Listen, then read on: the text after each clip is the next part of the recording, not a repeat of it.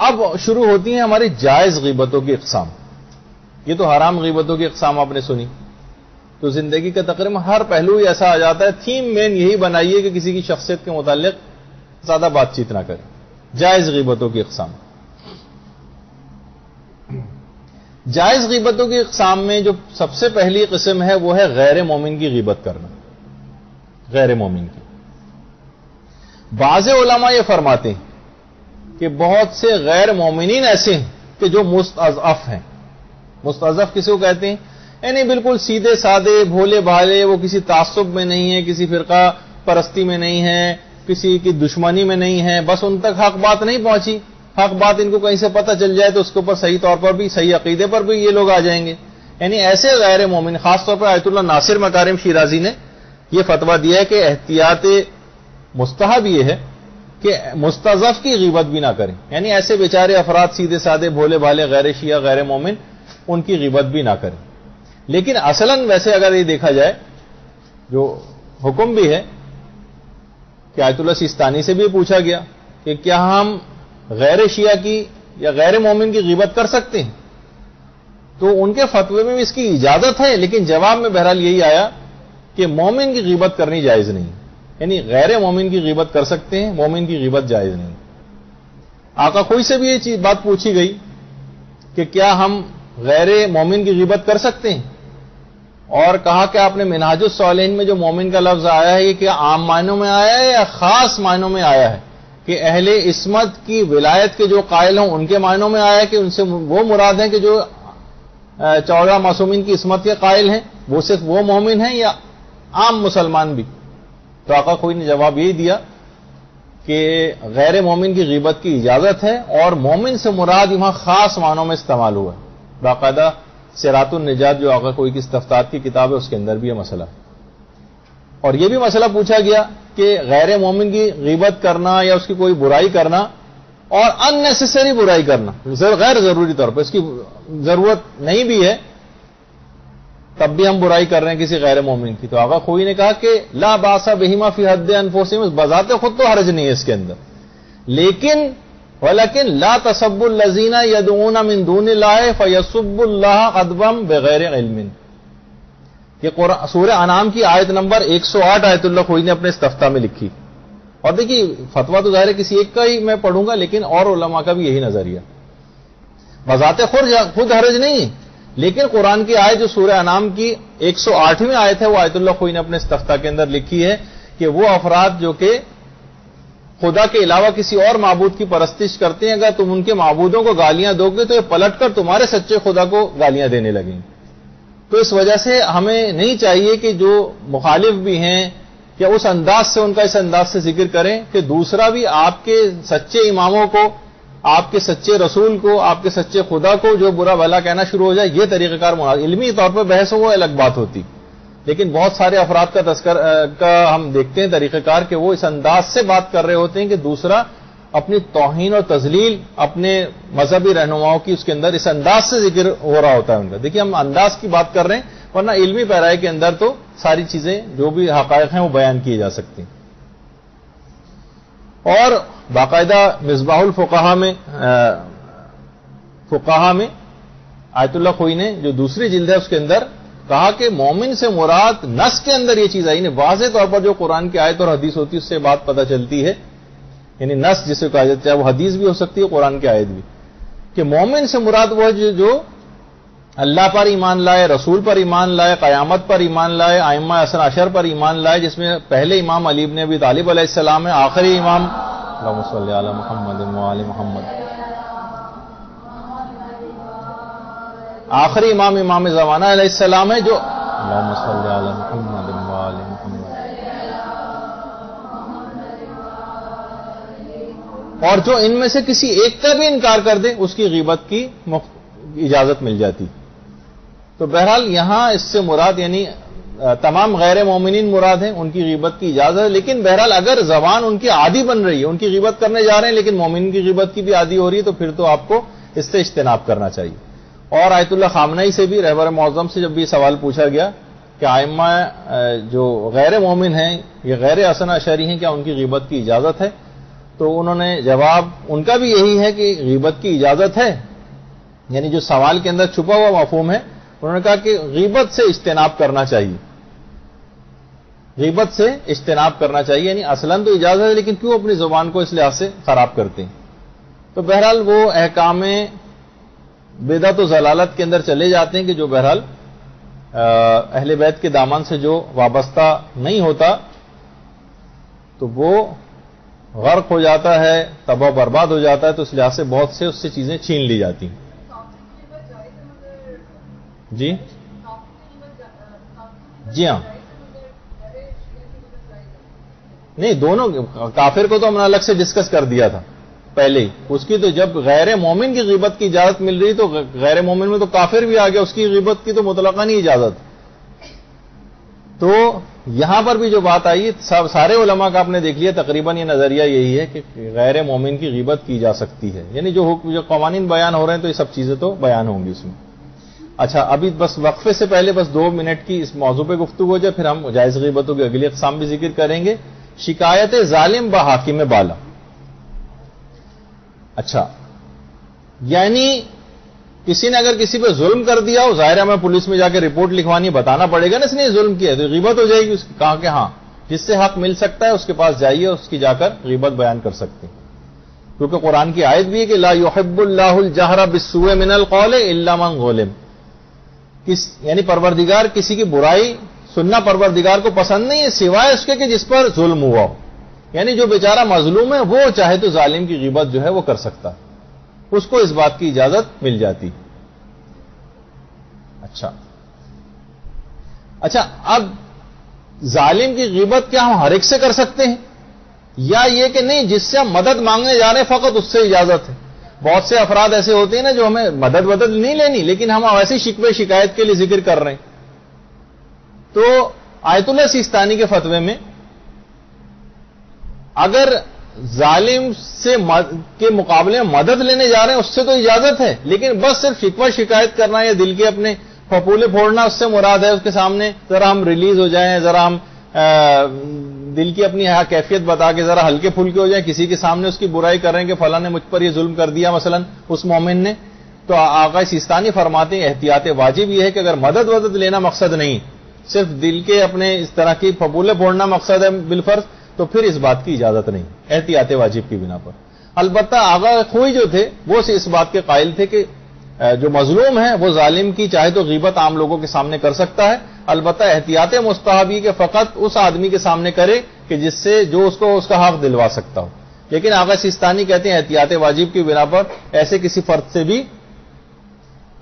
صرف اپنے شکوہ شکایت کی غرض سے غیبت نہیں کی جا سکتی، البتہ جس سے اپنا حق لینا ہے وہ اس کو مجبور کر کے آپ کا حق دلوا سکتا ہے تو پھر اس سے اجازت مل جاتی.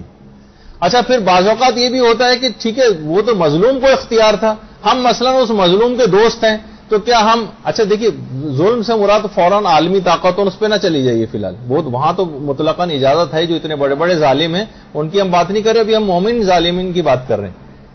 جی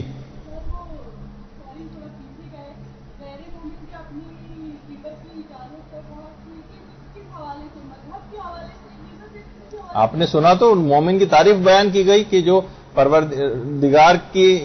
کو یکتا ہونے کا قائل ہو، رسول کی رسالت اور ائمہ حسنہ شر کو مانتا ہو، صرف وہ مومن ہے، اس کے علاوہ جتنے ہیں وہ غیر مومن ہیں. پھر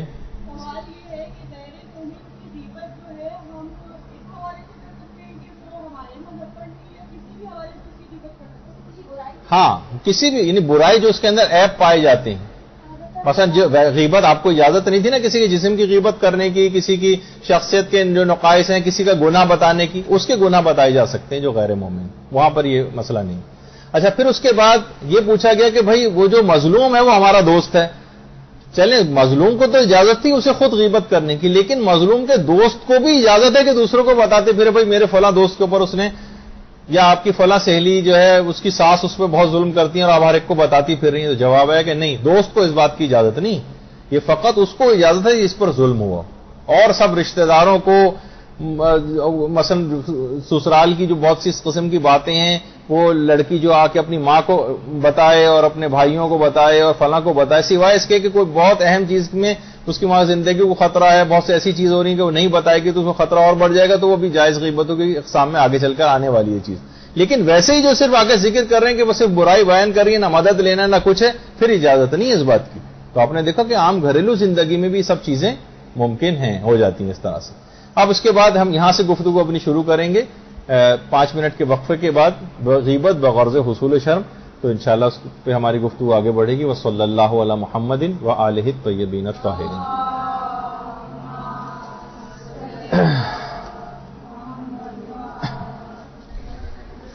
اعوذ باللہ من الشیطان اللعین الرجیم. بسم اللہ الرحمن الرحیم. الحمد للہ وکفی وسلام علی عبادہ الذین اصطفی. درود بھیجیے محمد و آل محمد.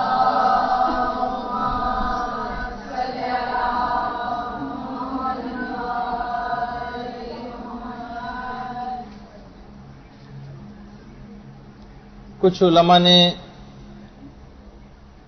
ایک قسم جائز غیبتوں کی یہ بھی لکھی ہے کہ اگر کسی کو شرم دلانے کے لیے تاکہ وہ اس گناہ سے باز آ جائے، اگر ہم اس کی کوئی بات دوسرے کو بتائیں تو وہ اس گناہ سے تائب ہو جائے گا. مثلا اگر کسی شخص کو یہ پتا چلے کہ بھائی مجھے لوگ بے نمازی کہنے لگے اور نماز نہیں پڑھتا ہے وہ، لیکن آپ کو پتا ہے کہ ایسے 1-2 افراد تک بھی بات گئی، اس کے کانوں تک پہنچی، تو یہ نماز شروع کر دے گا. اچھا، لیکن یہ آپ لوگ اس جائز غیبتوں کے قسم میں نہ جائیے، کیونکہ اس کے اندر حرام اور گناہ والا پہلو جو ہے وہ آ سکتا ہے. کچھ مسلمان علماء نے بہرحال اس کو اپنی کتابوں کے اندر ذکر کیا ہے، لیکن اس کے اندر ایک خرابی کا پہلو آ سکتا ہے غیبت کا، جو ہر شخص اس کو ڈیفرینشیٹ نہیں کر سکے گا کہ کون سا جائز مقام ہے کون سا حرام مقام ہے. جیسے اکثر آپ پڑھتی بھی ہیں اخبارات کے اندر بھی کہ مثلا اگر کاروباری اور کرایہ داری کے حوالے سے جو ایگریمنٹ ہوا ہوتا ہے مالک مکان اور کرایہ دار کے حوالے سے، تو اگر اس سے پہلے مالک مکان اس کو تنگ کر رہا ہو اور نکال رہا ہو،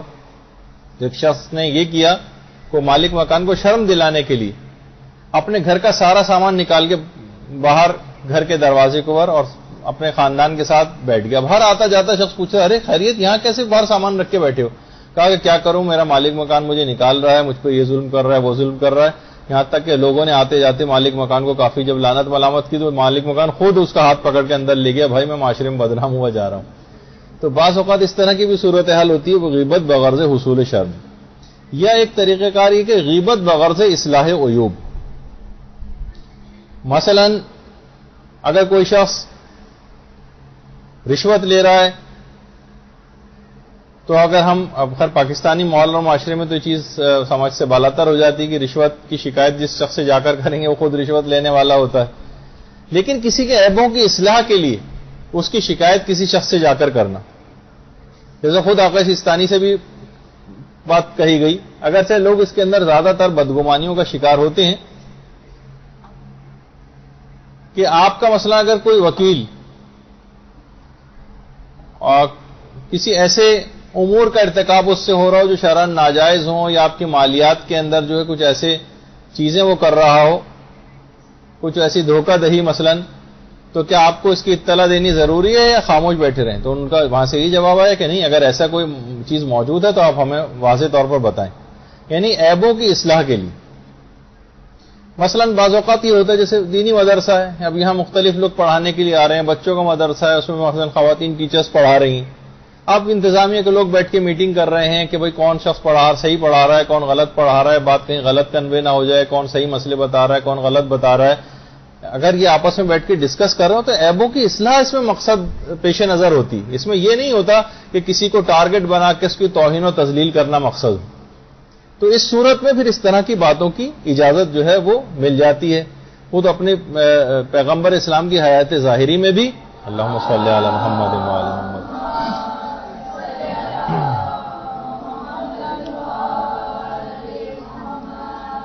لوگ پیغمبر اسلام کے پاس آئے اور کہا کہ پیغمبر اسلام معاذ جو ہیں، معاذ ابن جبل پیغمبر کے بڑے قریبی صحابی تھے، اور جارڈن میں معاذ کی جو ہے مقام معاذ ابن جبل، یہیں پہ ان کے بیٹے کا اور ان کا جو مقام جو کہلا جاتا ہے اور جو یہاں پر دفن بھی ہیں. کچھ علماء کہتے ہیں کہ بہرحال معاذ جو ہیں وہ مدینے میں دفن ہے، لیکن کچھ ان سے منسوب جارڈن میں بھی ایک جگہ ہے. تو کہا کہ معاذ بہت لمبی نماز پڑھاتے ہیں یا رسول اللہ. دیکھا جائے معاذ کی اس لحاظ سے آ کر ایک برائی بیان کی، تو پیغمبر نے معاذ کو بلایا اور بڑی تنبیہ ان کو کی کہ معاذ تم کیا لوگوں کے ایمان کو ختم کر دینا چاہتے ہو؟ یعنی نماز جماعت میں خاص طور پر اضعف المامومین کا خیال کیا جاتا ہے. جو کمزور ترین، جو ضعیف ترین آدمی ہو، بہت سے بوڑھے ہیں ان کا وضو اتنی دیر باقی نہیں رہتا، بہت سے بوڑھے حضرات کھڑے زیادہ دیر نہیں ہو سکتے، کسی کے ساتھ کوئی مجبوری ہوتی، تو نماز جماعت کو مختصر ترین پڑھانا چاہیے، اس کا ثواب بھی زیادہ ہے اور احتیاط سے بھی زیادہ قریب ہو جاتے. تو پیغمبر سے آ کر شکایت کی، لحاظ سے غیبت کی معاذ کی، اور پیغمبر نے پھر بلا کر، یعنی تاکہ معاذ کے اس عیب کی اصلاح ہو جائے. اس کے بعد معاذ نے پھر جو ہے وہ مختصر نماز پڑھانا شروع کر دی. یعنی یہ غیب، مثلا کوئی آپ کی سہیلی ہے وہ نماز نہیں پڑھتی، اب آپ اس کی ماں کو جا کر بتائیں کہ بھئی اس کو آپ نا یہ فلاں فلاں اس کے اندر چیز ہے، تاکہ اس کے اس عیب کی کوئی غلط کسی چیز میں گرفتار ہو گئی ہے اور پڑ گئی ہے، اب اس کی ماں کو آپ اطلاع دے رہی ہیں تاکہ اس کی اس عیب کی اصلاح ہو جائے. لیکن یہ اسی فرد سے جا کر سکتی ہیں آپ یہ شکایت کہ جو کہ اس عیب کی اصلاح جو ہے وہ کر سکتا ہو. یعنی ایسا نہیں کہ وہی پچھلی دفعہ والی بات کہ جناب عیبوں کی اصلاح کی تو غرض نہیں تھی، بلکہ بس ایسے ہی ہمارا دل چاہ رہا تھا کہ ہم یہ بات اوروں کو جا کر بیان کریں. اس طرح سے اجازت نہیں ملے گی. پھر اسی طرح سے غیبت فتویٰ لینے کے لیے، غیبت بغرض استفتاء، یعنی ہم کوئی چیز معلوم کر رہے ہیں، مثلا باپ کہے کسی مجتہد کے پاس جا کر فتویٰ اس سے لے کہ میرا بیٹا مثلا بینک کی نوکری کرتا ہے، کہ جائز ہے یا نہیں. اب ظاہر سودی شعبے کے اندر اگر کر رہا ہے تو حرام اور گناہ کر رہا ہے مثلا بیٹا. تو اب اگر وہ استفتاء لینے کے لیے، فتویٰ معلوم کرنے کے لیے اس طرح سے کر رہا ہے تو بہرحال اس کی اجازت تو ہے، لیکن بہرحال یہ کہ علماء فرماتے ہیں کہ بہتر ہے کہ نام نہ لے. مثلا لکھے اگر کوئی شخص بینک کی نوکری کرتا ہو تو کیا اس کے لیے جائز ہے؟ تو ایک ایسی بات ہو گئی کہ واضح نہیں ہو پایا کہ کس کا مسئلہ پوچھا جا رہا ہے. اچھا، اسی طرح سے غیبت بغرض اطلاع حال، یہ پیغمبر اسلام کے زمانے میں تو ہوتا تھا کہ لوگ اس وجہ سے کسی شخص کے کسی عیب کو بیان کرتے تھے تاکہ ہم اس کے حکم سے آگاہ ہو جائیں، ایسی مذمت سے آگاہ ہو جائیں. یا رسول اللہ فلاں عورت جو ہے وہ نماز و روزہ تو بہت کرتی ہے لیکن وہ کنجوس بہت ہے، پیغمبر نے کہا وہ جہنمی. دیکھا جائے اس کی غیبت آ کر کی ہمیں اس بات کی اجازت نہیں، کیونکہ آپ کو ساری اطلاعات بہم پہنچائی جا چکی ہیں، تمام احادیث اور روایت سے بات واضح ہے کہ کون سی چیز گناہ ہے کون سی چیز گناہ نہیں. لیکن اسلام کے اوائل میں جب بالکل اسلام آیا تھا اور احکام پورے طور پر بیان نہیں ہوئے تھے تو لوگ استفسار کر کے سوال پوچھ کر اس عیب کے متعلق یا اس گناہ کے متعلق جو ہے وہ معلوم کیا کرتے تھے. تو بعض اوقات نام بھی لے لیتے تھے. تو پیغمبر نے فرمایا نہیں وہ تو جہنمی. یا فلاں شخص یا رسول اللہ نماز روزہ تو بہت کرتا ہے لیکن مثلا پڑوسیوں کو تکلیف پہنچاتا ہے، پیغمبر نے کہا کہ مثلا وہ بھی جہنمی. یا جو پڑوسیوں کو تکلیف نہیں پہنچاتا اور نماز و روزہ بھی زیادہ نہیں کرتا، پیغمبر نے کہا وہ جنتی. تو مقصد کہنے کا یہ کہ تاکہ اس چیز کی اطلاع ان کو پوری طور پر مل جائے کہ اس گناہ کی کتنی اپلیکیشن ہے، کیا ہے. اس کے بعد اگلی قسم بنتی ہے فاسق معلن کی یا فاجر کی غیبت کرنا. دیکھیے فاسق وہ ہوتا ہے، ہم ایک جملے میں استعمال کرتے تھے نا فاسق و فاجر، دونوں میں فرق ہے. فاسق کہتے ہیں ایسے شخص کو کہ جو گناہ کرتا ہو لیکن اپنے گناہ کو لوگوں کو بتائے نہیں، اسے فاسق کہتے ہیں. اس کے گناہ پتہ نہیں چل پاتے، وہ اپنے گناہ کو چھپاتا ہے، لیکن ہمیں پتا ہے مثلا گھر میں ساتھ رہ رہے ہیں لیکن وہ ہر ایک سے کہتا بھی نہیں پھرتا کہ میں یہ گناہ کرتا ہوں. اور فاجر وہ ہوتا ہے جو علل اعلان اپنے گناہ کو ظاہر کر دے. مثلا ایک عورت ہے وہ بے پردہ گھوم رہی، وہ فاجر. فاسق وہ ہوتا ہے جو کسی کو، مثلا کوئی شخص گھر میں چھپ کے گانے سنتا ہے، آپ کو پتا ہے کہ آپ کی بہن گانے سنتی ہے، باہر کسی کو نہیں پتہ چلنے دیتی، وہاں تو وہی حجاب کر کے جا رہی ہے اور ایک دیندار اس کا ایک تصور ہے معاشرے میں، لیکن آپ کو پتا ہے. اب یہ فاسق. لیکن فاجر وہ ہوتا ہے جو خود ہی اپنے گناہ کو علل اعلان ظاہر کرتا ہے. کہ ٹی وی پہ آنے والے جتنے بھی ہیں گلوکار اور جو اس طرح کے جو افراد ہوتے ہیں جو اپنے گناہ کو خود ہی ظاہر کر رہے ہیں. جیسے ایک مشہور کرکٹر ہیں، اب تو خیر اب تو ریٹائر ہو گئے ہوں، انہوں نے ایک دفعہ ٹی وی انٹرویو دیا تھا کہ میں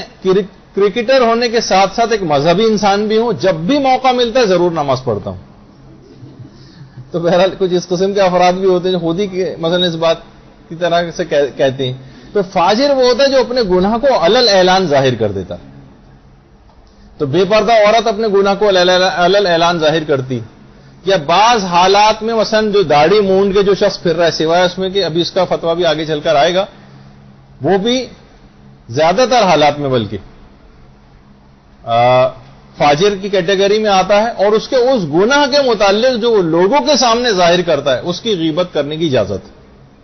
مثلا آپ یہ کہہ سکتی ہیں فلاں عورت بے پردہ گھومتی, کیونکہ وہ سب کے سامنے اپنے گناہ کو ظاہر کر رہی ہے, ویسی بے پردہ گھومتی ہے, اس کی بے پردگی کے گناہ کی غیبت جائز ہے. آپ کو پتا ہے اس کو کوئی مجبوری نہیں, بلا وجہ شخص داڑھی مونڈتا ہے, اب آپ کو اجازت ہے کہ اس کی داڑھی مونڈے ہونے کی غیبت کر سکتے ہیں, سوائے چند ایک مستثنیات کے جو بھی آگے چل کر آئیں گے. تو اس کو کہتے ہیں کہ کھلم کھلا گناہ کرنے والے جو افراد ہوتے ہیں. اور ان کی غیبت کی خاص وجہ بھی علماء نے بیان کی کہ شاید جب ان کو پتہ چلے, ان کو شرم آ جائے اور یہ اپنے گناہ سے تائب ہو جائیں, اس وجہ سے بھی اس کا ایک پہلو ہے کہ ان کی جو غیبتوں کی اجازت ملی. لیکن جی وہ فاسق ہیں, ان کی غیبت کی اجازت نہیں ہے آپ کو, ابھی آگے چل کے تفصیل آ رہی ہے. اچھا اتنا اور بتا دیا جائے کہ فاسق کی, یہ جو فاجر ہے اس کی, ان کے غیر اختیاری افعال کی غیبت جائز نہیں. مثلا فقط گناہ کی غیبت کی اجازت ہے, لیکن مثلا ان کے گناہ کی ہم غیبت نہیں کر رہے, لیکن ان کے جسم کی غیبت کر رہے ہیں, ان کے لباس کی غیبت کر رہے ہیں, اس کی اجازت نہیں. یعنی لعین فاسق, لعین فاسق مولن یعنی فاجر کی کیٹیگری میں. ایک تو عام فاسق ہوتا ہے اس کی تو اجازت نہیں, فاسق مولن لعین فاسق اس کی جو ہے غیبت کی اجازت مل جاتی. لیکن جو عام فاسق ہیں, جیسے ابھی آگے چل کر بھی آئے گا, مثلا یہ بھی سوال پوچھا گیا کہ جو فاسق کی جو غیبت کی جاتی ہے تو اس کے فسق کی ہم گناہ کی غیبت نہیں کر رہے, یا اس کے عیب, لیکن اس کے بدن کی غیبت کر رہے ہیں, اس کے اٹھنے بیٹھنے کے اسٹائل کی غیبت کر رہے ہیں, وہ جو کام جس طرح سے انجام دیتا ہے اس کی غیبت کر رہے ہیں. سارے علماء کا فتویٰ ہے کہ نہیں, اس کی اجازت نہیں. یعنی وہ فاجری کے معنی میں آتا ہے بے حیا بالکل جو ہوتا ہے, یعنی اپنے گناہ کو علل اعلان جو ہے وہ ظاہر کرنے والا. ایک وہ صاحب, ایک گلوکار جو ٹی وی پہ بہت سیلاب کے سلسلے میں جنہوں نے بہت کام کیا تھا, کہا کہ میں واضح طور پہ کہتا ہوں میں نہیں نماز پڑھتا, لیکن میں یہ مثلا یہ والا نیکی کا کام کرتا ہوں, لوگوں کی مدد کرنے کا میں قبول کر رہا ہوں, ایڈمٹ کر رہا ہوں, اس میں کوئی ایسی بات نہیں, میں نماز نہیں پڑھتا ہوں. تو ابھی کیا ہے, خود ہی اپنے گناہ کو سب کے سامنے ظاہر کر رہا ہے کہ میں نماز نہیں پڑھتا مثلا. اب اس کی غیبت کی اجازت ہے, لیکن صرف نماز کی حد تک کہ وہ شخص نماز نہیں پڑھتا. جو میں تو نام بھی لے سکتا تھا, لیکن یہاں ہم کسی کے نام نہیں لیتے, لیکن بہرحال اگر نام بھی لے کے غیبت کی جائے تو اس کی بھی اجازت مل جاتی ہے. لیکن اس طرح اس کے جسم کی غیبت کرنا, اس کے اٹھنے بیٹھنے کے اسٹائل کی غیبت کرنا, وہ کاموں کو کیسے انجام دیتا ہے, اس کی اجازت نہیں, سوائے اس کے کہ جو خود ہی اپنے گناہ کو ظاہر کر دے, صرف اس کے ظاہر شدہ گناہ کی غیبت کر سکتے ہیں. اب یہ بھی پوچھا گیا سوال کہ بہت سے لوگ مثلا داڑھی مونڈتے ہیں اور احتیاط واجب کی بنا پر داڑھی مونڈنا حرام ہے, تو کیا داڑھی مونڈا ہوا شخص فاسق ہوتا ہے یا نہیں, کیا اس کی غیبت کی اجازت ہے؟ تو جواب آیا کہ جی ہاں, احتیاط واجب کے طور پر داڑھی کا مونڈنا تو حرام ہے, لیکن داڑھی مونڈے ہر شخص کی غیبت جائز نہیں. ہو سکتا ہے کہ اس نے احتیاط واجب میں اس کو کوئی ایسا مجتہد مل گیا ہو جہاں رجوع کر کے اس نے داڑھی مونڈی ہو. اول تو اس وقت کوئی ایسا مجتہد ہے نہیں, لیکن جواب جو دیا وہ میں بتا رہا ہوں. ہو سکتا ہے اسے کوئی ایسا مجتہد مل گیا ہو کہ جہاں رجوع کر کے اس کے لیے داڑھی مونڈنا جائز ہو گیا ہو, یا ہو سکتا ہے کہ وہ مجبور ہو داڑھی مونڈنے پر. مثلا بہت سے لوگوں کے ساتھ میڈیکل ریزنز ہوتی ہیں, 99.99 بلکہ میں نے تو یہ دیکھا ہے کہ وہ میڈیکل ریزن ایسی ہوتی نہیں, وہ صرف بہانے بازی ہوتی ہے کہ ہم داڑھی رکھتے ہیں تو چہرے پر دانے نکل آتے ہیں مثلا ہمارے. نہیں, ایسا کچھ وہ نہیں ہوتا. اگر اس کی ہائیجین کا خیال رکھا جائے تو کسی کی اس طرح سے نہیں ہوتا. لیکن چلیں بالفرض کسی کی واقعی سیریس میڈیکل پرابلم ہے, وہ داڑھی مونڈ رہا ہے, اس وجہ سے غیبت کی اجازت نہیں. یا بہت سی چیز میں آقا خوئی نے جو لکھا تھا, جو اب خیر اب تو موقع نہیں ہوتا اس کا, لیکن آج سے تقریباً جب آقا خوئی حیات تھے اس وقت پوچھا گیا تھا کہ داڑھی رکھنے سے اتنی زیادہ ہمیں مذاق اڑایا جاتا ہے ہر جگہ کہ جو ہمارے لیے بہت مشکل ہے اس کو تحمل کرنا. تو آقا خوئی نے کہا تھا کہ اتنا مذاق اڑایا جائے, بلکہ علماء کا عمومی نظریہ کہ اتنا مذاق اڑایا جائے کہ عادتاً اتنے مذاق کا برداشت کرنا ناممکن ہو تو پھر داڑھی مونڈنے کی اجازت ہے. لیکن اب تو وہ موقع محل ایسا، اب تو زمانہ بھی گزر گیا، اب تو فیشن کے طور پہ بھی داڑھی رکھی جاتی ہے، تو ایسا کہیں مذاق نہیں اڑایا جاتا. تو بہرحال تو بہت سارے ایسے موارد ہیں کہ اگر ایسی کوئی چیز نہیں پائی جاتی، اس کے متعلق احتمال ہے کہ اس نے کہیں ایسی جگہ رجوع کر لیا ہوا کسی ایسے مجتہد کی طرف کہ پڑھا لکھا آدمی ہے، مجتہدین کے فتاووں سے واقف ہے، اسی یہ داڑھی مونڈ رہا ہے، تو یہ آپ بتاتے ہر ایک کو نہیں پھرتے کہ اس نے داڑھی جو ہے مونڈی ہوئی. بلکہ یہ اگر احتمالات اس کے متعلق موجود ہیں تو اس کی بھی غیبت کی اجازت نہیں. ہاں اگر ہمیں پتہ ہے ہمارا خود اپنا بھائی ہے، کسی عورت کا شوہر، اسے پتہ ہے کہ نہیں ایسی بلا وجہ یہ اسے کوئی مجبوری نہیں ہے، تو اس کی غیبت کی اجازت ہے. اس کی داڑھی منڈا ہونے کا کسی سے بھی ہم تذکرہ کر سکتے ہیں. تو یہ بھی سوال پوچھا گیا کہ کیا بات صحیح ہے یہ والا قول کہ فاسق کی غیبت میں کوئی حرج نہیں؟ تو جواب آیا مجتہدین کی طرف سے کہ نہیں، یہ بالکل صحیح نہیں ہے. یہ بات صرف اس شخص کی غیبت کر سکتے ہیں متجاہر و بالفسق، جو اپنے گناہ کو علی العنان لوگوں کے سامنے ظاہر کر دے، صرف اس گناہ کے متعلق جو اس نے ظاہر کیا. لیکن جو ظاہر نہیں کیا اس کی غیبت کرنے کی اجازت نہیں. اب فتاوی تو بہت زیادہ ہیں، لیکن میں بہت تیز رفتاری سے اس میں آگے گزروں گا. کہ مثلا کوئی شخص شراب پیتا ہے، آج کل یہ جو ہے گناہ پھر بڑھتا جا رہا، تو کیا اس کی اجازت ہے؟ تو جواب ہے کہ لعنت کی گئی ہے باقاعدہ شارب الخمر پہ، یعنی جو شراب پیتا ہے روایات کے اندر بھی پیغمبر نے بھی لعنت کی ہے. لیکن اس شخص اس کی غیبت نہیں کی جا سکتی جو وہ گناہ چھپ کر انجام دیتا ہو. چھپ کر اگر کوئی شخص انجام دیتا ہے اپنے گناہ کو لوگوں کے سامنے ظاہر نہیں کرتا، تو اس گناہ کی غیبت جو ہے وہ نہیں کی جا سکتی. اسی طرح یہ پوچھا گیا کہ بہت سارے ایسے افراد ہوتے ہیں جو ٹی وی پر بہت ساری چیزیں دیکھتے ہیں، ریڈیو میں بہت ساری ایسی چیزیں سنتے ہیں، کیا ان کی غیبت کی اجازت ہے ہمارے سامنے؟ مثلا بہت سے افراد جو کہ مسائل سے اتنے واقف نہیں ہوتے، ارے بھائی فلاں عالم کے گھر میں تو ٹی وی خود ہے، ان کے گھر میں تو خود ہی چھت کے اوپر ڈش اینٹینا لگا ہوا ہے، ہم خود واقف ہیں، ہم نے دیکھا ہے کہ ان کے ہاں کیبل لگا ہوا ہے، تو اس سے کوئی فرق نہیں پڑتا. آقا خوئنے کا جائز نہیں ہے، اور دیگر مراجع کا بھی یہی حکم ہے، سوائے اس کے کہ کسی شخص کے متعلق یہ بات آپ کو یقینی طور پر پتہ چل جائے اور وہ لوگوں کو بتاتا بھی پھرے کہ وہ مثلا اس پہ گندے قسم کے کوئی پروگرام دیکھتا ہے اخلاق خراب کرنے والے، یہ ایسی موسیقی کو اس کے اوپر سنتا ہے جو کہ محفل لہو و لعب سے مناسبت رکھتی ہے، وہ جو حرام موسیقی ہوتی ہے وہ اگر سن رہا ہے اور لوگوں کو بتاتا بھی پھرتا ہے یہ سب کے سامنے، تو اس کو اس گناہ کے متعلق دوسروں کو بتا سکتے ہیں، ورنہ نہیں بتا سکتے. اب آ جائیے غیبت بغرض حفاظت کے غرض سے غیبت کرنا. اس کی وجہ یہ ہوتی کہ دیکھیے آپ کو پتا ہے کہ مثلا آپ کی بہن کی جو سہیلی ہے وہ ٹھیک ہے، وہ شیعہ ہے، لیکن اس کے اخلاق اور کردار خراب ہے. اب اگر آپ اپنی بہن کو خبردار نہیں کریں گی اس کے متعلق تو کہیں ایسا نہ ہو کہ یہ بھی خراب ہو جائے. تو غیبت بغرض حفاظت، آپ کو اس کی حفاظت کے غرض سے کہ اس کا اخلاق اور کردار خراب نہ ہو جائے. اب اگر اس عورت لڑکی کی برائی آپ کریں گی تو یہ آپ کو اجازت ہے. لیکن اگر اس سے ہٹ کر کام چل سکتا ہے آپ ویسے ہی اس کو روک سکتی ہیں، یا اتنی زیادہ تفصیل نہ بھی بتائیں کہ یہ لڑکی یہ تمہارے لیے مناسب نہیں، دوستی کے لیے اچھی لڑکی نہیں، اس سے تم دوستی ختم کرو، اس سے کام چل رہا ہے تو پھر غیبت نہ کریں. لیکن اگر نہیں وہ باز نہیں آ رہی ہو تو پھر اس کی حفاظت کے غرض سے اس کو متعلق بتا سکتے ہیں کہ بھائی اس وجہ سے ہم منع کر رہے ہیں تم. تو ایک تو چیز یہ ہے.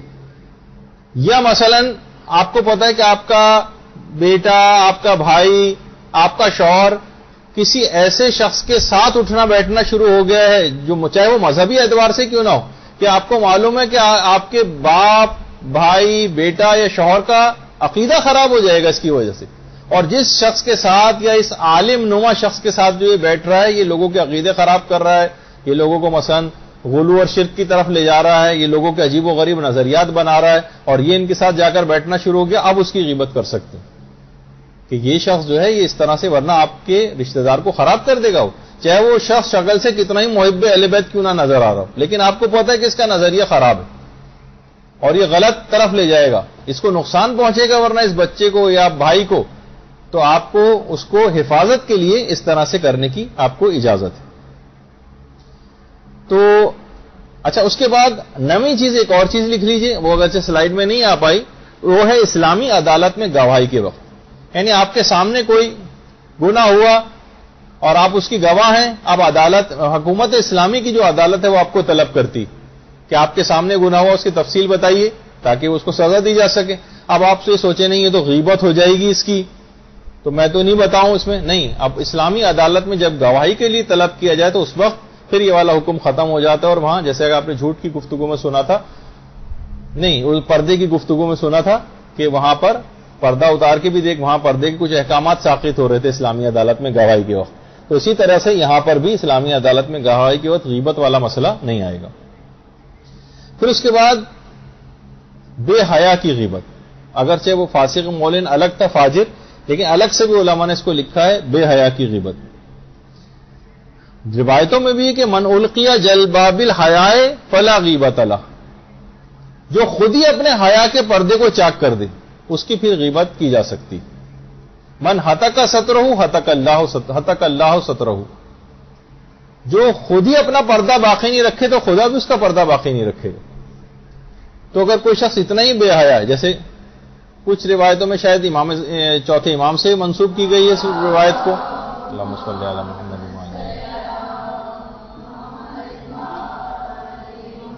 اور کچھ جگہوں کے اوپر میں نے کچھ اور حوالے سے, کچھ مسلمان علماء کے حوالے سے یہ بات پڑھی ہے حکایت کے طور پر کہ ان کے پاس جب ایک عراقی مچھر کے خون کا مسئلہ پوچھنے کے لیے آیا کہ مچھر کا خون اگر کپڑے کے اوپر لگا ہو تو کیا نماز ہو جائے گی, تو ان عالم نے جواب یہ دیا کہ وائے ہو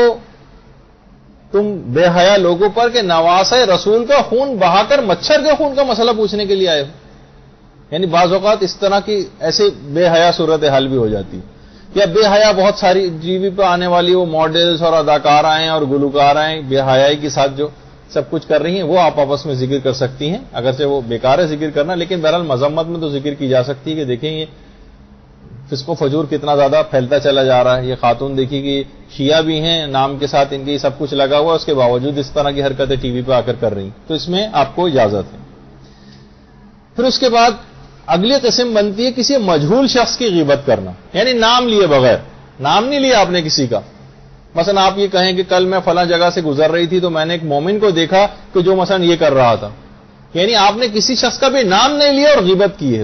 اس کے پیٹھ پیچھے, لیکن لوگوں کو پتہ نہیں چلا کہ کس کی بات بیان ہوئی. تو اس قسم کے الفاظ آپ بیان کر سکتی ہیں. جیسے ابھی ہم نے گفتگو میں مختلف شخصیات کا تذکرہ کر رہے ہیں, لیکن نام سے کوئی نہیں پہچان پا رہا کہ ہم کس کا تذکرہ کر رہے ہیں. ہاں افکار بتا رہے ہیں, ان کے خیالات بتا رہے ہیں, ان کے نظریات بتا رہے ہیں. تو اگر مجہول کسی شخص کا اس کا پتہ نہ ہو کہ کس کی بات بیان ہو رہی ہے تو کرنے کی اجازت ہے. اس کے بعد ہے غیبت بغرض عبرت. دیکھیے غیبت بغرض عبرت میں ہے کہ بہت سی چیزیں دیکھیے پروردگار بعض اوقات دکھاتا بھی, دیکھا جائے تو خود پروردگار ہی کتنا زیادہ محتاط ہے, کتنا زیادہ محتاط ہے وہ کہ وہ لوگوں کے گناہ لوگوں کو خود بھی منع کرتا ہے اور خود بھی اس پر عمل پیرا ہوتا ہے. لیکن بعض اوقات عبرت کے لیے چیزیں دکھائی جاتی. وہ سعد ابن معاذ کا جو واقعہ تھا کہ ان کے اوپر فشار قبر ہو رہا تھا, پیغمبر نے خود بتایا کہ سعد کا کیونکہ اپنی گھر والوں کے ساتھ سلوک اچھا نہیں تھا, اس وجہ سے سعد پہ جو فشار قبر ہوا. تو اس سے بھی یہ اندازہ آپ لگائیے کہ بہرحال کبھی کبھار عبرت کی غرض سے بھی یہ چیزیں بیان کی جاتی ہیں. جیسے بہت عرصے پہلے میں تو اکثر اس طرح کی کٹنگز کاٹ کے بھی پہلے زمان رکھا کرتا تھا, پھر وہ ضائع ہو گئی کسی جگہ, لیکن میں عبارت سے کاٹ کے بھی رکھتا تھا کہ ایک جگہ باقاعدہ اندرون سندھ کا کوئی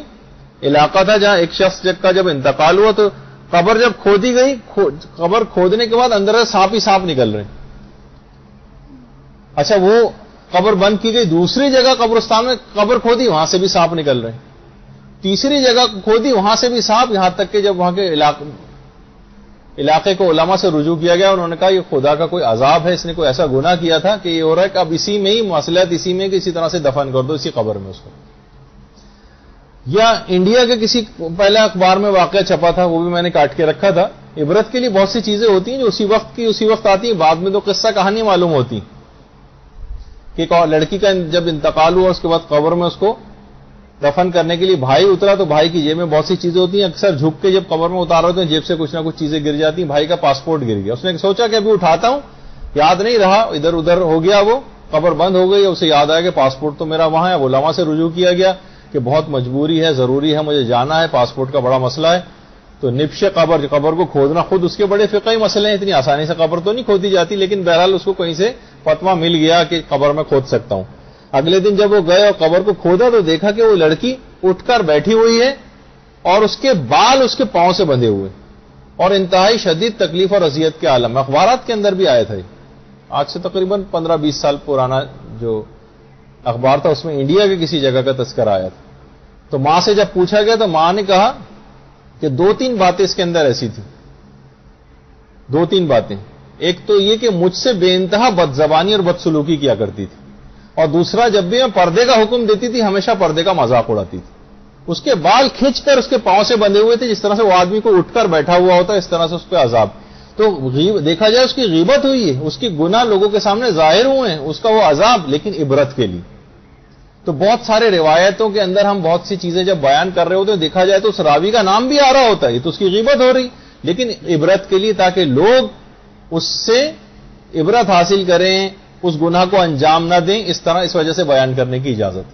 ورنہ پیغمبر اسلام بھی سعد ابن معاذ کے واقعے میں چھپا سکتے تھے بات، لیکن پیغمبر نے فرمایا سعد کو فشار قبر ہو رہا. پھر اس کے بعد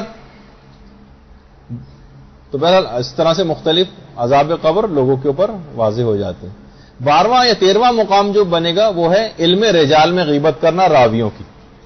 علماء کہتے ہیں یہ واحد موقع ہے کہ جہاں ہم دل کھول کر غیبتیں کرتے ہیں، دل کے اپنے جتنے ارمان ہیں وہ علم رجال میں پورے کر لیتے ہیں. کون سا راوی کیسا تھا اس کی، کیونکہ اگر اس کے نقائص بیان نہیں کریں گے تو پورا دین ختم ہو جائے گا. معلوم یہ چلے گا جیسے کہ اکثر ہمارے اخباری افراد جو ہیں وہ کہتے ہیں نہیں کسی حدیث کی کوئی تحقیق وغیرہ کی ضرورت نہیں، بس جو حدیث مل جائے اس پر عمل کر لو. ایسا نہیں، اسے پورا دین بگڑ کے رہ جائے گا اگر صحیح راویوں کو غلط راویوں سے تشخیص نہیں کیا. پتہ چلا غلط راوی جو اضافے کیا کرتا تھا کچھ کا کچھ دین بنتا چلا جائے گا علم و رجال کے اوپر جو ہم، کیونکہ مجتہدین کی دشمنی ہے اور اجتہاد فقط مجتہدین کر سکتے ہیں، علم و رجال میں فقط مجتہدین جا سکتے ہیں اور اجتہاد کے وہ قائل نہیں ہیں، مراجع کے وہ خلاف ہیں، تو ان کو علم رجال کا بھی انکار کرنا پڑ گیا. تو اس لحاظ سے پورے دین کا انہدام قبول کر لیا لیکن علماء اور مراجع کی دشمنی. تو بہرحال علم رجال راوی کون سا صحیح تھا کون سا غلط تھا یہ بات بیان کرتے ہو تو ان کے عیبوں کو اور گناہوں کو بیان کرنا کہ جس کی وجہ سے تاکہ دین میں صحیح تحقیق ہو جائے، احادیث کی صحیح تحقیق ہو جائے، اس وجہ سے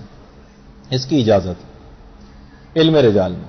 اس کے بعد 13واں مقام ہے مشہور لقب بد کا ذکر. کوئی شخص ہے اس کا نام ہی، جیسے ویسے تو عام طور پر وہ جو آپ اخبارات میں پڑھتی ہیں فلاں صاحب جو تھے وہ ارشد پپو مارے گئے اور فلاں جو ہے وہ جاوید لنگڑا مارا گیا، جو آپ عجیب و غریب نام جو اس طرح کے سنتی ہیں، تو اس کے بغیر ورنہ اس کی شخصیت سمجھ میں نہیں آئے گی. اور اس نہ معاشرے کے اندر اس لحاظ سے اس نام میں سابقہ اور لاحقہ جو لگا ہوا ہے اس کے،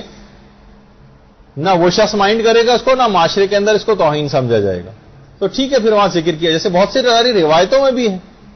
ملتا ہے انل آرج، انل آما، لنگڑے سے روایت ہے. وہ راوی کے جو کہ اندھا تھا، اس نام کے بہت سارے راوی تھے لیکن ایک تھا جو کہ نابینا تھا. اب جسمانی عیب کسی کو بیان کرنا یہ بھی غیبت میں آتا ہے، لیکن کہا کہ ڈفرینشیٹ کرنے کے لیے کہ بھئی یہ شخص جو ہے اس سے الگ ہے، یہ والا راوی اس کے اندر یہ والی بات پائی جاتی تھی، وہ جو نابینا والا جو تھا وہ الگ تھا، یا وہ جو شخص لنگڑا تھا اس کی بات بیان ہو رہی ہے یہاں پر. تو اس وجہ سے اس کا ذکر جو ہے وہ کیا جا سکتا ہے. مائنڈ کرتا ہو تو پھر ذکر نہیں ہو سکتا اس کا، یا معاشرے کے اندر وہ مائنڈ نہ کرتا ہو. چاہے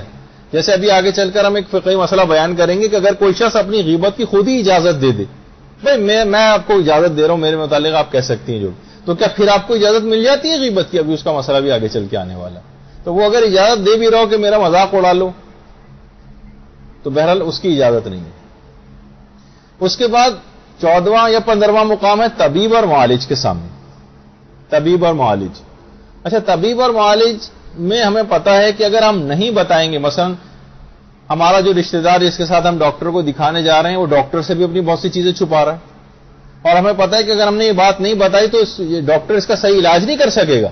وہ غلط دوا دے دے گا یا کسی اور طرف نکل جائے گا، وہ مس ڈائگنوسس کر دے گا. تو پھر اس موقع پر کھول کے بات طبیب سے یا ڈاکٹر سے بیان کی جا سکتی ہے. اگر کوئی شخص چھپا رہا ہو اس موقع پہ کوئی غیبت نہیں، ورنہ آپ نے اس سے پہلے سنا کہ نہیں وہ کسی کی بیماری اور نہیں پسند کر رہا ہے کہ میری بیماری کسی کو بتائیے، آپ کہیں نہیں تو اس کی اجازت تو نہیں تھی، نہیں، یہاں اس موقع پر اجازت ہے جبکہ اس کی بیماری کا بڑھنے کا امکان ہو اور ڈاکٹر کو بتانا ضروری ہو۔ 15واں موقع یا 16واں موقع بنے گا مشورے کے وقت، مقام مشورہ میں۔ دیکھیے کاروبار میں، شادی میں بہت سے لوگ مشورے کے لیے آتے ہیں، آپ سے مشورہ مانگتے ہیں۔ ویسے مشورے کی 17-18 قسم کی شرطیں ہیں جو استخارے کے عنوان میں جو ہماری کبھی گفتگو آئے گی تو اس میں آپ سنیں گے۔ ہر کسی سے مشورہ نہیں لے سکتے، جس میں تقریباً 13-14 سے لے کر 17-18 تک شرطیں ہیں، وہ جس میں پائی جائے فقط اس سے مشورے کی اجازت ہے۔ لے تو آپ کسی سے بھی سکتی ہیں لیکن وہ مشورہ صحیح نہیں ملے گا آپ کو، اس میں غلطیاں ہوں گی تو پھر آپ خود ہی نقصان اٹھائیں گے۔ تو جو شرائط مشورے کی بتائی گئی ہیں، ان لکل استشارہ حدود کانت مضرتها اکثر من منفعتها، باقاعدہ حدیث میں بھی کہ مشورے سے جو نقصان ہے وہ زیادہ ہو جائے گا، فائدہ کم ہو جائے گا اگر مشورے میں شرائط کا خیال نہیں رکھا۔ جیسے کہ ہمارے یہاں کسی کو کچھ پتہ ہی نہیں کس سے مشورہ لی جائے کس سے نہیں، ہم تو دیکھتے ہیں کہ ہاں یہ بہت پڑھے لکھے ہیں ان سے مشورہ لے لی جائے، یہ مثلا داڑھی منڈے جو ہے دادا حضور ہے مثلا ان سے مشورہ لے لیا جائے، یا ہمارا اسکول کالج کا کوئی پروفیسر ہے، یونیورسٹی کا پروفیسر، اس سے مشورہ لے لیا جائے، وہ جو عام زندگی میں کبھی نماز تک نہیں پڑھتے مثلا، تو ان سے مشورے کا کوئی فائدہ نہیں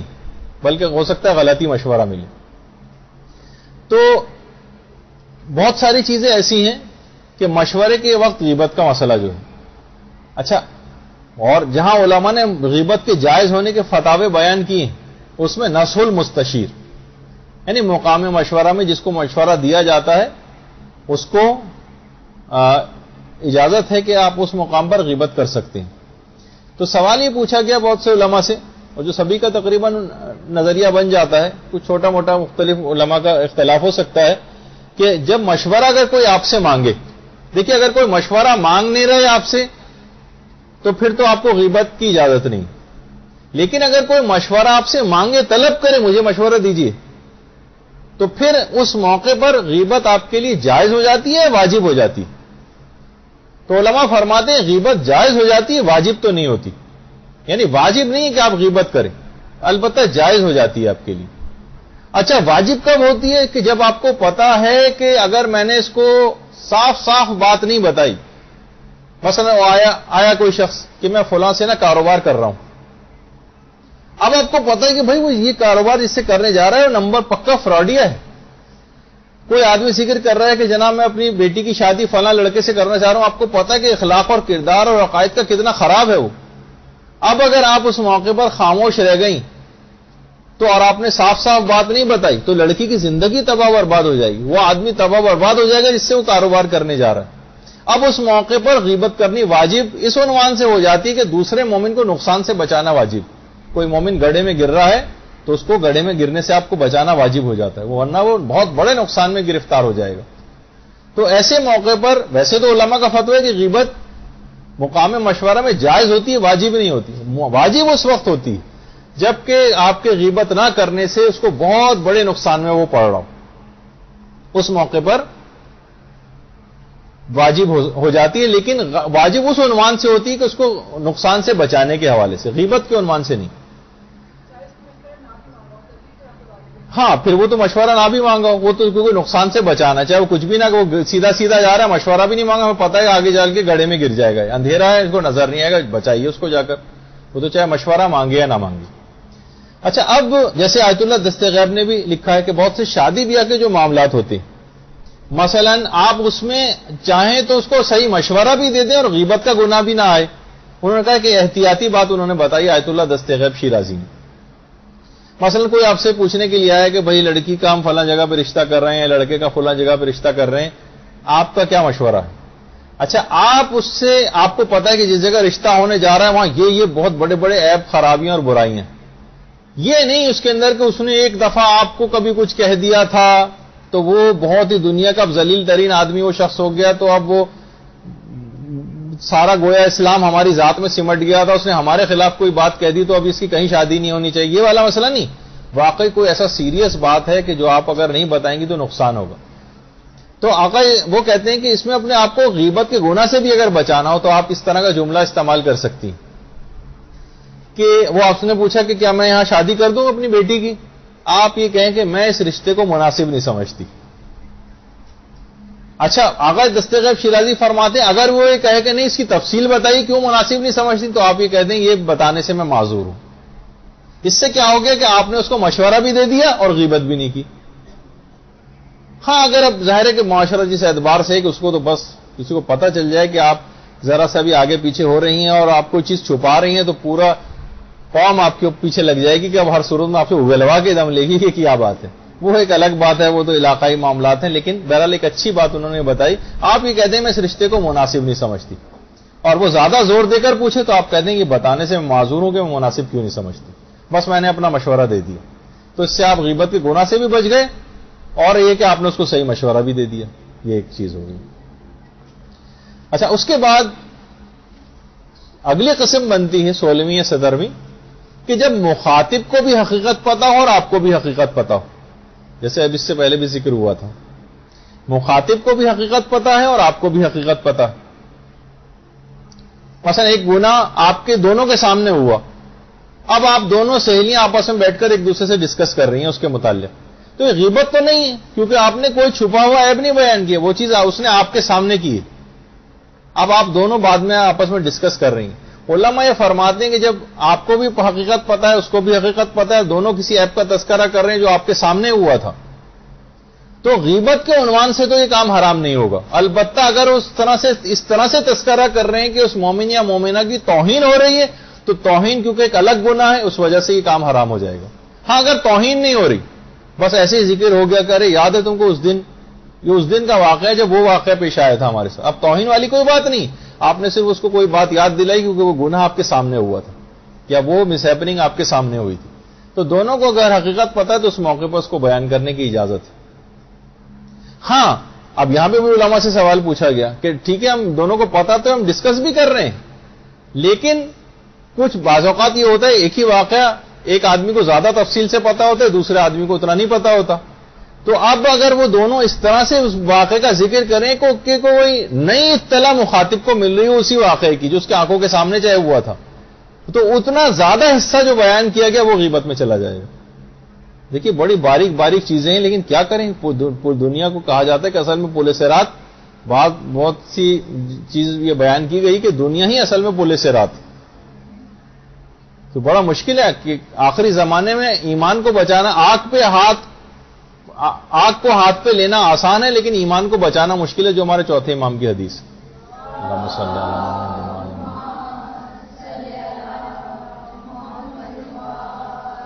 اور آپ نے دیکھا کہ لا علمی کی وجہ سے ہم لوگ کتنے گناہ کرتے چلے جاتے ہیں.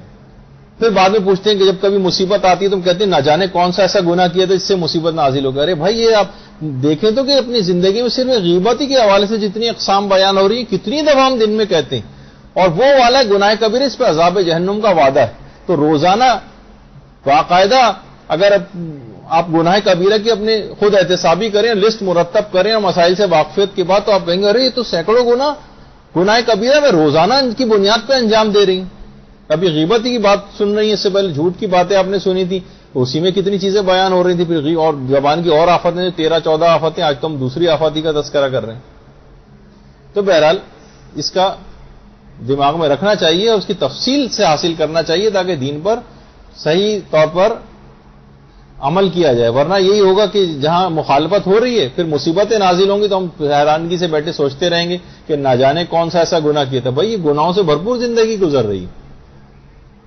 اس کے بعد ایک مسئلہ تھا جو اب ختم ہو گیا. آقا خوئی کا ایک زمانے فتویٰ تھا جس نے ایک بار بھی کوئی گناہ کر لیا اور توبہ نہیں کی، اس کے بعد پھر اس کے ہر گناہ کی غیبت جائز ہو جاتی ہے. لیکن یہ آقا خوئی نے اپنی زندگی میں اس مسئلے کو تبدیل کر دیا تھا اور بعد کے بھی کسی مرجع نے پھر یہ والا فتویٰ نہیں دیا. تو آپ کو ایک اطلاع کے لیے، بس ایک معلومات کے لیے میں نے ایک مسئلہ بتایا، ورنہ اب یہ فتویٰ نہیں کہ کوئی شخص ایک بار بھی گناہ کر لے اور توبہ نہ کرے تو اس کے پھر ہر گناہ کی غیبت جائز ہو جاتی ہے، ایسا نہیں. اب یہ کہ صرف وہ والا گناہ کہ جو دوسروں کے سامنے علل اعلان ظاہر کرے، صرف اس گناہ کو بیان کر سکتے ہیں، چھپے ہوئے کسی گناہ کو بیان نہیں کی جا سکتی.